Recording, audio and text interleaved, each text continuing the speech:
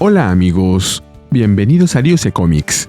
Aquí les traigo Titans número 28, parte del evento DC KO, con guión de Joey Lehman y arte de Pete Woods. Espero que les guste. La historia comienza en el pasado, la semana anterior.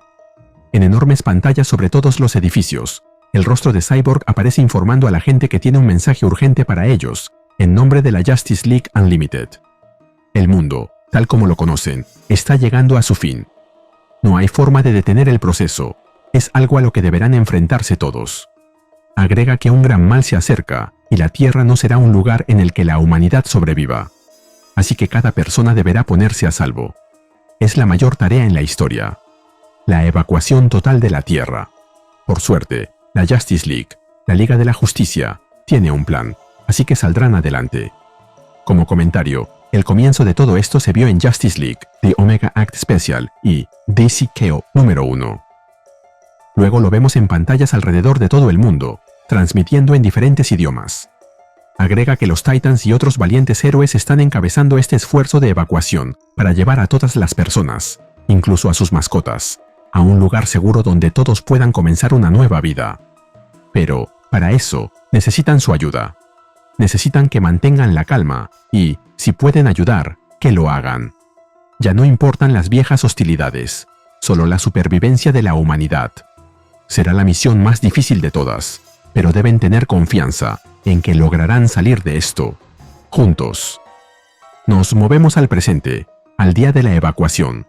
Vemos a Roy Harper, Arsenal, Beast Boy, Donna Troy, Nightwing, Raven y Starfire, los Titans, afuera de su viejo edificio. Beast Boy comenta que sabía que volverían a la torre de los Titans en Bloodhaven, pero no pensó que sería en esas circunstancias.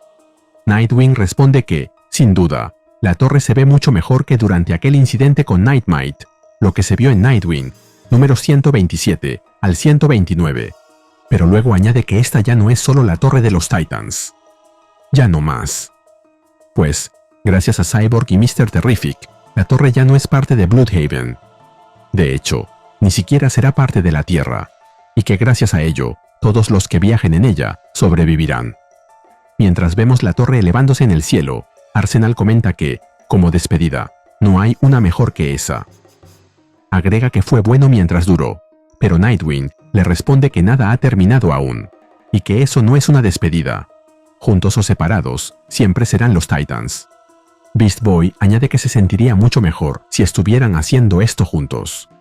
Evacuar un planeta entero en tan poco tiempo ya es algo casi imposible, y encima, ahora se están dividiendo para hacerlo.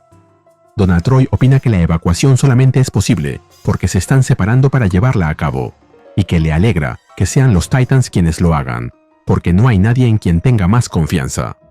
Y les pide que dejen esos discursos de despedida. En eso, Starfire los interrumpe, ya que la asignaron a la misión de escolta, y debe marcharse. Todos los Titans se dan un último abrazo, y Starfire parte a su misión. Beast Boy recuerda que, además de Starfire, ya se marchó Cyborg, y exclama que todas estas despedidas que no son despedidas apestan. Gar se da cuenta que sus palabras entristecieron a Raven, y le dice que no quería sonar pesimista. Separados o juntos, los Titans saldrán adelante. Raven, llorando, le responde que ella no comparte su optimismo. Ella trabajará con ellos, esperará lo mejor, pero, al mismo tiempo, se preparará para que suceda lo peor. Nos movemos al antiguo cuartel lunar de la Justice League, al comando central de evacuación. Donna Troy y Arsenal aparecen, y Jonathan Kent les pregunta cómo fue el lanzamiento. Donna le responde que fue algo agridulce, pero que, técnicamente, estuvo exento de problemas. Le consulta por cómo están los demás, y le confiesa que le alegra tenerlo allí, ayudando, ya que lo necesitan. John le responde que son tiempos difíciles, por lo que le alegra ser útil y estar entre amigos. Ha admirado a los Titans desde que tiene memoria, y trabajar junto a ellos es algo que siempre quiso, aunque no bajo estas circunstancias. Donna le contesta que está de acuerdo, y le pregunta sobre el estado de las otras naves de evacuación. John le responde que la torre reacondicionada de San Francisco y el búnker de los Titans en Nueva York acaban de reunirse con Starfire y el arca de Bloodhaven, y han alcanzado la velocidad de escape atmosférica. La navegación es estable, al menos para estos evacuados. Donna se alegra con esas buenas noticias, pero se pregunta cuántos millones faltan aún, tomándose el rostro, angustiada. Arsenal le pregunta qué le ocurre. Y Donna le confiesa lo que siente. Todo ese tiempo ella fingió ser fuerte frente a los Titans, diciendo que no era una despedida. Seguía pensando en el mensaje de Víctor, el que les envió solo a ellos. Ahí vemos un mensaje de Cyborg de la semana anterior, en el que dice que todos saben lo que sucedió y lo que eso implica. Darkseid ganó y va a regresar. Él sabe cuánto se les está pidiendo. Liderar una operación que es literalmente la única esperanza de la humanidad. La única opción es evacuar todo el planeta, antes de que un nuevo apocalipsis surja de las cenizas de la Tierra. Agrega que desearía poder estar con ellos para ayudar. No entiende del todo su papel en esto, más allá de que va a participar en una especie de competencia que, de ganarla, podría darle el poder para detener a Darkseid. Cyborg confiesa que no sabe si está preparado para ello, o si sobrevivirá. Pero lo peor de todo es que, por los preparativos, no tuvo la oportunidad de despedirse en persona. Ellos son sus amigos, su familia. Solo espera que puedan volver a verse. Donna le recuerda a Arsenal que no han tenido noticias de Cyborg desde entonces. Arsenal la anima, diciéndole que Cyborg es fuerte y que seguro estará bien. O al menos, eso espera. Le comenta a Donna que lo está haciendo genial. Ella organizó todo en una semana. Van a salvar el mundo, o al menos, a los que están en él. Donna le agradece sus palabras y le dice que no es la primera persona a la que acudiría por un discurso motivacional, pero debe admitir que sus palabras surtieron efecto. Y luego se besan, mientras John observa en silencio. Nos movemos a Nueva York.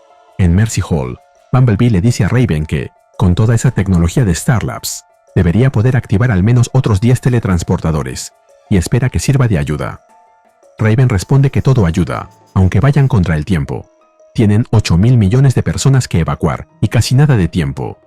Ahora mismo necesitan cada recurso posible.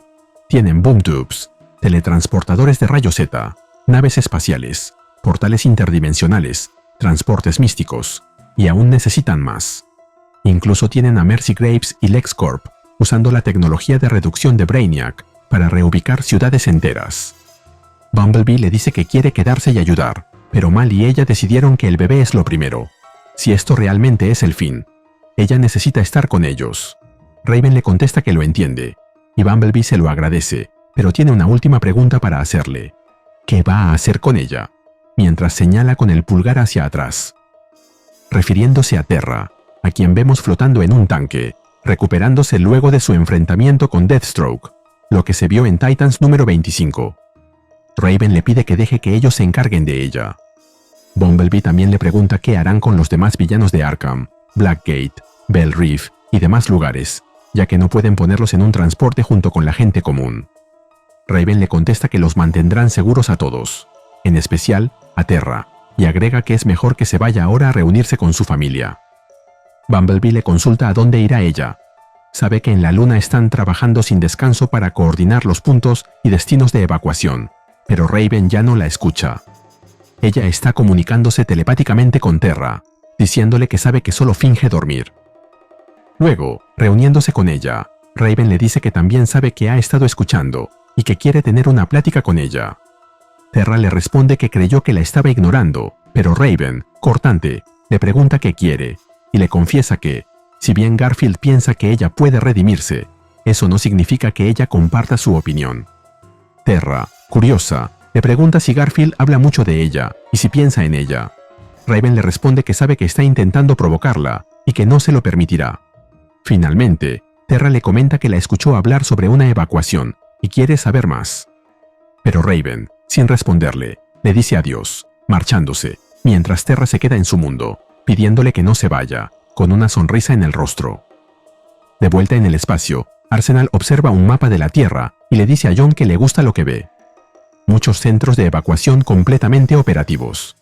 John agrega que para el final del día habrán evacuado al 34% de la población mundial.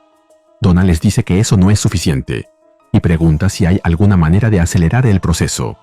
John le responde que lo están intentando.